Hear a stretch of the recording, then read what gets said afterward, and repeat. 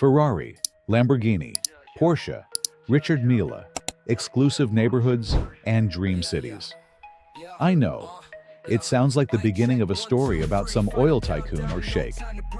We're used to seeing the extravagant lives of the ultra-rich flaunted all over the internet. But today's story has a very different, more unsettling flavor. Let's talk about cryptocurrencies again. According to a highly reputable newspaper, the FBI uncovered a floating house where two mysterious new neighbors were living. They were unraveling a multi-million-dollar case tied to the crypto world. Specifically, a massive theft involving $230 million in stolen cryptocurrency.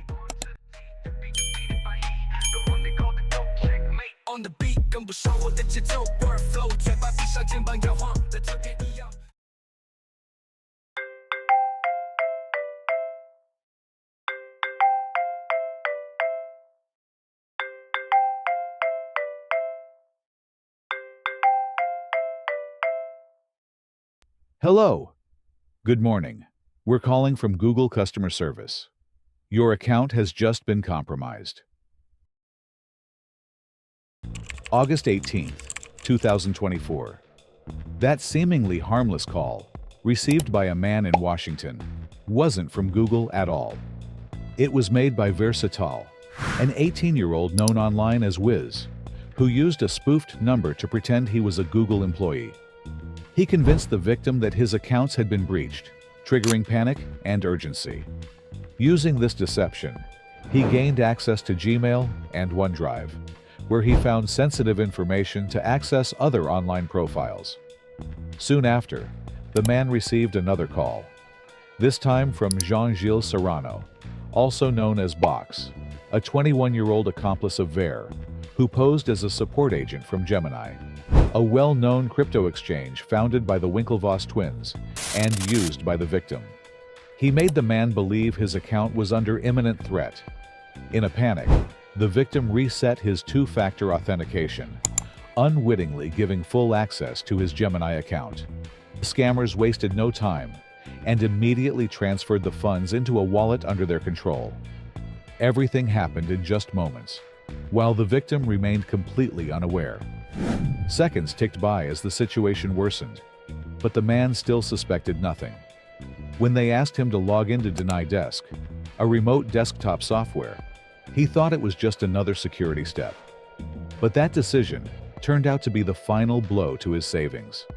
By unknowingly sharing his screen, the scammers obtained his private keys, and with just a few clicks, transferred his entire Bitcoin fortune.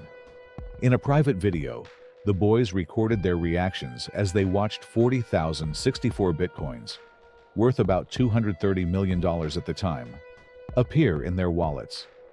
They cheered at the sight of the funds landing in their personal accounts. The money was now in their hands, but they knew the plan wasn't over yet. 17 minutes later, they began laundering the stolen funds. To evade authorities, they started breaking up the stolen Bitcoins into smaller amounts, spreading them across 15 different exchanges, a method known as pill chains. This technique breaks up transactions, making them much harder to trace. The Bitcoins were first converted into Litecoin. Then, the Litecoin was exchanged for Ethereum, and finally, the Ethereum was converted into Monero. This process took several days and involved constant swapping between different cryptocurrencies, with the goal of making the funds even harder to trace. Within a few days, all the stolen money had been fully laundered and was now ready to be spent without raising suspicion. The day before the theft, the three were already planning how to enjoy their newfound fortune. On Telegram, they shared links to luxury items from brands like Philippe Plein, Louis Vuitton, and Givenchy. While most of the group chose to stay discreet, avoiding flashy spending and keeping a low profile, one of them decided to ignore all caution. His name? Lam Malone, a young man from Singapore. When Lam Malone, 20 years old, received the money, he was in Los Angeles. Without wasting a moment, he plunged into a wild and extravagant lifestyle. Everything he had only seen on his smartphone now became part of his everyday life. Nightclubs became his second home. Every night he hit a different club, spending outrageous amounts on bottles and VIP services. His receipts from those nights showed staggering figures. On some occasions, he spent over $500,000 in a single night. It was impossible for him to go unnoticed in the places he frequented. He quickly became everyone's favorite. Anyone who was with him knew they'd drink for free. Malone threw cash like a rock star. He gifted champagne to DJs, bottles worth thousands of dollars. One DJ even received a $2,000 tip, plus all the unopened bottles left in the club from the night before. His name appeared on the LED displays inside the clubs, while DJs shouted it into their microphones, drawing all the crowd's attention toward him. Malone! Malone! Malone! But soon, Los Angeles wasn't enough for him. It no longer satisfied him. He craved more fame, more luxury, more eyes on him. So, he chartered a private jet and flew straight to Miami. In Miami, Malone took his lifestyle to the extreme. He rented a beachfront villa, a symbol of sheer wealth.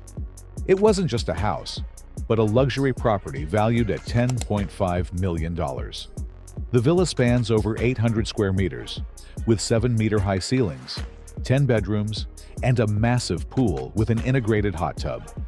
Out front are 2 large gates and a garage with a driveway full of luxury supercars, some of which are worth over $3 million.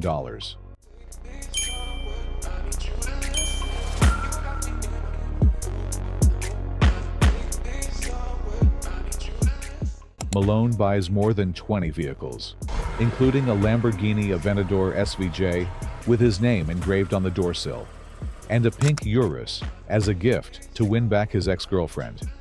Though the strategy doesn't work at all. Naturally, Malone indulges in luxury fashion, purchasing items from brands like Louis Vuitton and Givenchy. Among his most extravagant buys is a Moncler Maya 70 by Palm Angels, a jacket that alone costs over $15,000.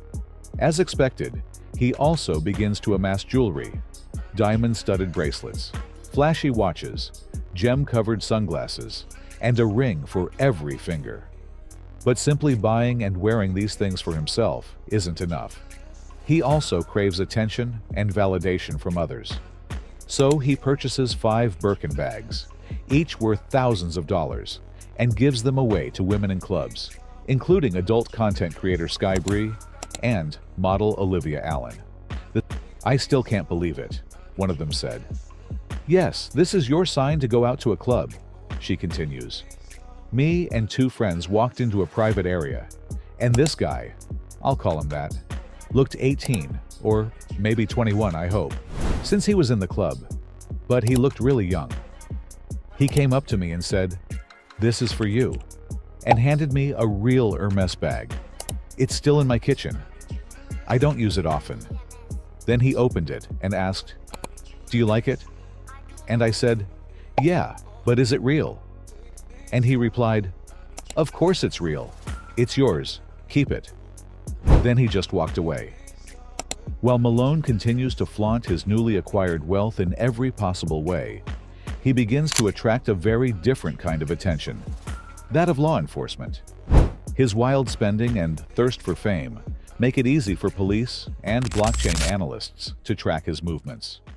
Investigators begin tracing the flow of the stolen Bitcoin, tracking every purchase made on luxury cars, clubs, and high-end fashion. The more he spends, the clearer it becomes that his sudden fortune is linked to the theft. At that point, the net set up around him by authorities begins to close in, relentlessly. But Malone is convinced he has covered his tracks well and feels untouchable. Behind the scenes, however, investigators begin connecting the dots. They use the blockchain to trace the large transactions tied to the stolen Bitcoin. Box and Wiz, however, make a critical mistake during the laundering process. At times, they inadvertently tie the funds to personal resources.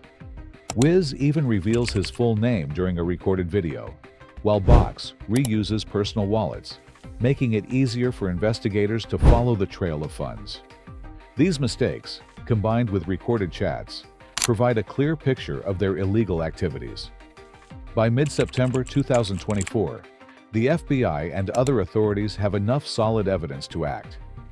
On September 19th, federal agents raid Malone's villa in Miami and arrest him, surrounded by all the luxury he had accumulated with stolen money. Shortly before that, Serrano is also arrested in a villa in Encino, California, rented for $48,000 a month. Malone is taken away in handcuffs. Authorities managed to freeze over $9 million from the stolen funds, and $500,000 is immediately returned to the victim. However, a significant portion of the stolen cryptocurrency remains stored in various digital wallets. About $21 million is still held in a wallet registered to Box, while another $39 million is locked in an account linked to Tal. Finally, $4 million remains untouched in a wallet connected to Malone. But what happens to the supercars, luxury goods, and other items purchased by the group? After the arrests of Malone and Serrano, the U.S. government seizes all assets in their possession. These items will be auctioned off, and the proceeds will be used partly to compensate the victim and partly to cover legal and investigative costs. In similar cases, victims typically recover around 60% of what was lost. But in this situation, they may receive even less. Following Malone's arrest, 3 of his cars are transported to Los Angeles. 2 of them, a Rivelto and a Porsche 911 GT3 RS, show visible damage. The Rivelto is heavily damaged in the front, while the Porsche has scratches and dents on the rear, suggesting it was rear-ended.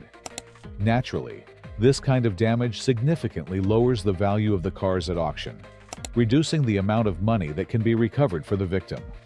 The same goes for seized luxury items, such as designer accessories, which will be sold to help cover legal expenses and restitution. As for the money spent in clubs, that's gone for good.